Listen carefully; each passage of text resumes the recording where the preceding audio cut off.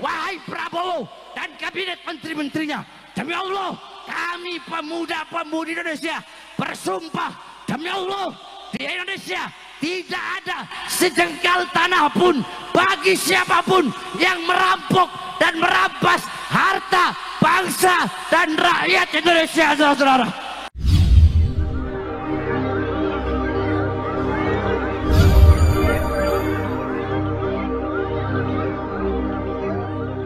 Assalamualaikum warahmatullahi wabarakatuh. Sahabat Abah, kali ini kita akan membahas salah satu ceramah yang menjadi perbincangan hangat, yaitu ceramah Bahar Smith yang secara langsung menyinggung Presiden Prabowo. Apakah yang disampaikan benar-benar relevan? Apakah kritiknya memberi solusi atau justru memancing perpecahan? Yuk, kita kupas secara mendalam. Di tengah ribuan jamaah yang khusyuk mendengarkan, Bahar Smith berdiri di atas mimbar dengan penuh keberanian. Ia mengangkat suara melawan ketidakadilan, menyerukan hukuman mati untuk para koruptor, dan menegur umat agar menjaga identitas Islam.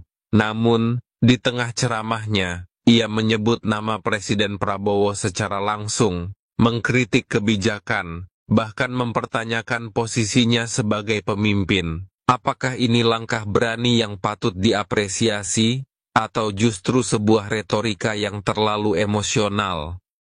Gaya ceramah Bahar Smith memang khas. Ia berbicara dengan penuh semangat, memilih kata-kata yang tegas, dan terkadang provokatif. Gaya ini membuat ceramahnya menarik perhatian banyak orang. Namun di sisi lain, pendekatan seperti ini bisa menjadi pedang bermata dua. Alih-alih membangun kesadaran, gaya yang terlalu emosional dapat memancing perpecahan, terutama jika tidak disertai dengan argumen yang kuat dan solusi konkret. Dalam ceramahnya, Bahar Smith menyoroti kebijakan pemerintah yang dianggap tidak berpihak kepada rakyat kecil. Ia secara langsung menyebut Presiden Prabowo. Meskipun kritik terhadap kebijakan adalah bagian dari demokrasi, menyebut nama secara personal tanpa landasan argumen yang kuat dapat dianggap menyerang pribadi. Ini berisiko merusak esensi kritik yang seharusnya membangun. Sebagai seorang ulama, sebaiknya kritik difokuskan pada kebijakan, bukan sosok individu. Bahar Smith juga menyinggung pentingnya umat Islam untuk menjaga identitas mereka, terutama dalam hal budaya. Ia mengkritik perayaan-perayaan seperti Tahun Baru atau Valentine's Day yang dinilai tidak sesuai dengan ajaran Islam. Pandangan ini relevan dengan prinsip Islam yang melarang tasyabuh, meniru kebiasaan kaum lain. Namun, yang perlu ditekankan adalah bagaimana pendekatan edukasi kepada umat agar mereka memahami alasannya, bukan hanya dengan larangan keras. Pendekatan yang lembut dan mendidik akan lebih efektif dalam menyentuh hati masyarakat. Bahar Smith juga menyuarakan hukuman mati bagi koruptor. Ini mencerminkan kegeraman banyak orang terhadap kejahatan korupsi yang merugikan negara dan rakyat kecil. Namun, seruan ini akan lebih kuat jika dibarengi dengan pembahasan tentang langkah-langkah pencegahan korupsi, seperti pendidikan moral, penguatan hukum, dan pemberdayaan ekonomi rakyat. Kritik yang hanya berfokus pada hukuman, tanpa solusi pencegahan, seringkali kehilangan bobotnya. Mari kita simak ulasan videonya. Saudara-saudara, sebelum saya bahas masalah korupsi, sedikit ada satu hadis. Karena ini menjelang tahun baru, penting bagi saya untuk menyampaikan hadis daripada baginda Nabi besar Muhammad sallallahu alaihi wasallam. Qala Rasul sallallahu alaihi wasallam, la tattabi'unna sanana aw sunana alladhina min qablikum shibran bi shibrin wa dhira'an bi dhira'in hatta law dakhalu fi hujri ad-dhab lattaba'tumuhum. Qulna ya Rasulullah al-yahud wan nasara, qala faman. Nabi Muhammad sallallahu alaihi wasallam beliau bersabda, sungguh suatu saat nanti akan ada umat setelah kalian, mereka akan mengikuti golongan-golongan dan kelompok-kelompok umat sebelum mereka. Shibran bi shibrin wa dhira'an bi dhira'in. Mereka ikuti kelompok dan umat sebelum mereka, sejengkal demi sejengkal, selangkah demi selangkah. Mereka ikuti umat-umat sebelum mereka. Hatta law dakhalu fi hujri dhab, sekalipun umat sebelum mereka masuk di dalam lubang dob, lattaba'tumuhum, sungguh mereka akan ikut masuk dalam lubang dob. Dob itu sejenis biawak, cuma bukan biawak. Kalau biawak warol, dob itu kadal gurun, saudara-saudara, yang belakangnya ada duri-durinya, warnanya kuning. Kalau warol, kalau biawak warnanya coklat. Kalau dob itu halal dimakan karena ada takrir dari Nabi. Kalau biawak haram dimakan. Jadi beda antara dob dengan warol. Nah, saudara-saudara, kemudian ada sahabat yang bertanya, "Qulna ya Rasulullah al-Yahud wa Nasara." Ya Rasulullah, apakah kelompok dan umat sebelum mereka, maksudnya sebelum kita itu adalah orang-orang Yahudi dan orang Nasrani? Kala, faman. Rasulullah bilang, siapa lagi kalau bukan mereka? Nah, saudara-saudara, malam tahun baru besok bukanlah malam tahun baru kita umat Islam.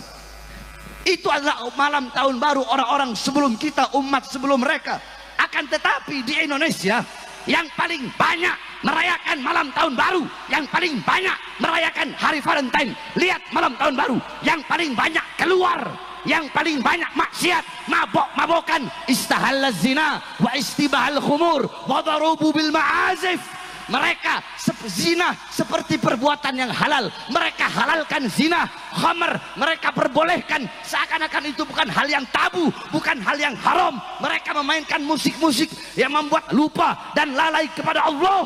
Mereka ikuti kelompok-kelompok sebelum mereka. Nah, yang paling banyak nanti besok bermaksiat, melacur, yang berjudi, yang khamr, yang narkoba, yang mabok-mabokan di Indonesia bukan putra-putri Kristen, bukan putra-putri Buddha, bukan putra-putri Hindu, tetapi putra-putri kita umat Islam yang paling banyak besok akan berbuat maksiat, berbuat dosa di tanah Indonesia, merayakan tahun baru yang bukan tahun baru Islam, saudara-saudara. Ini kenyataan. Maka yang dalam Al-Quran Allah mengatakan, walan tarda ankal yahudu walan nasara hatta tattabi'a millatahum. Allah nggak bilang hatta tattabi'a dinahum. Yahudi, Nasrani tidak akan ridho kepada kalian sehingga kalian mengikuti ajaran mereka. Allah nggak bilang sehingga kalian mengikuti agama mereka. Karena bagi para musuh-musuh Allah, kita harus masuk ke dalam mereka, bertasyabuh, menyerupai, mengikuti ajaran mereka, adat istiadat mereka, budaya orang kafir, adat istiadat orang-orang kafir. Man tasyabbaha biqaumin fahuwa minhum. Siapa yang menyerupai suatu kaum, maka dia sama dengan kaum tersebut. Oleh karena wasiat saya pertama bagi orang tua, tahan putra putri kalian. Sekalipun besok mau pergi, pergilah ke majelis-majelis taklim. Di Jakarta besok kayak Munawir Asli bikin acara istighosah, isti'anah seperti sekarang. Tadi saya di mobil menyimak semua yang telah disampaikan oleh guru kita, bahwasanya dengan adanya puncak berzikir ini bukan berarti merayakan tahun baru, tetapi kita beristighosah, beristi'anah, memohon kepada Allah agar Allah memberikan ampunan, penjagaan di puncak ini, yang dimana di sini paling banyak tempat berkumpul orang berbuat dosa dan berbuat maksiat kepada Allah. Karena jikalau beberapa orang telah dulu, Sayyidatuna Aisyah yang tadi dibilang saya katakan itu, idza istahalla zina wa istibahal khumur wa darabu bil ma'azif, itu sahabat nanya kepada Sayyidatuna Aisyah, wahai Aisyah, kabarkan kepada kami apa penyebabnya gempa bumi. Cianjur dekat dari puncak, saudara-saudara. Kemarin ada gempa bumi di Cianjur. Dijelaskan Sayyidatuna Aisyah, tidaklah akan terjadi gempa bumi zalzal. Gempa bumi tidak akan terjadi kalau tidak orang-orang mereka menghalalkan minuman keras. Istibahal khumur, istibah itu menganggap minuman keras perkara yang biasa. Wa istahalla zina, menghalalkan zina. Wa darabu bil ma'azif, mereka memainkan musik-musik yang lahun, membuat lupa dan lalai kepada Allah Subhanahu wa taala. Yang terakhir, saudara-saudara, tadi guru kita menjelaskan tentang bagaimana musyawarah. Saya dengarkan dalam mobil. Nah, saudara-saudara, Nabi Allah Adam alaihissalam, Nabi Adam pernah berkata, idza aradtum an fi'la syai'in faqaddimu thalathata asya'. Hei umatku, hei anak cucuku, hei sekalian manusia, kalau kalian mau melakukan perkara apapun, hal apapun, sebelum melakukan hal itu, perbuatan itu, perkara itu, hendaklah dahulukan 3 perkara. Salah satunya istasyirul akhyar, bermusyawarahlah dengan orang-orang soleh, bermusyawarahlah dengan orang-orang baik. Sebab andaikan dulu aku bermusyawarah dengan malaikat di dalam memakan buah khuldi, pasti malaikat akan memberikan petunjuk kepadaku, ijtihadnya, ra'i pandangannya, jangan aku makan, karena itu bisa membuat aku keluar dari sorga. Sayangnya dulu aku tidak bermusyawarah dengan malaikat. Jadi begitu pentingnya musyawarah. Yang ketiga, tentang korupsi. Saudara-saudara, saya dari dulu setelah ceramah masalah korupsi, kalau masalah korupsi ya imam, tidak ada tawar-menawar. Bagi saya, siapapun yang korupsi, maka hukuman yang paling pantas adalah hukuman mati, saudara-saudara. Banyak sekarang ini pejabat-pejabat, anggota partai, elit-elit partai, sombong dengan partainya. Yang jenderal-jenderal punya pangkat jabatan, sombong dengan pangkat jabatannya. Seakan-akan Indonesia negara milik mereka. Hei, saya sampaikan, Indonesia bukan milik partai politik manapun, bukan milik jenderal manapun. Indonesia bukan milik PDI, bukan milik Gerindra, betul? Bukan milik Golkar, betul? Bukan milik PKS, betul? Bukan milik PKB, betul? Bukan milik P3, betul? Apalagi, kalau saya gak sebut partainya, disangkanya saya orang partai itu lagi. Apalagi? Hah? Bukan milik Nasdem, betul? Apalagi? Bukan milik Berkarya, betul? Indonesia bukan milik Jokowi, Bukan milik Prabowo, bukan milik Megawati, bukan milik Kapolri, bukan milik Panglima TNI. Indonesia bukan milik perusahaan-perusahaan asing, bukan milik tambang-tambang asing, tapi Indonesia adalah milik kita bersama, bangsa dan rakyat Indonesia, saudara. Saudara-saudara sekalian, ceramah Bahar Smith mengangkat isu-isu yang penting seperti keadilan sosial, korupsi, dan identitas Islam.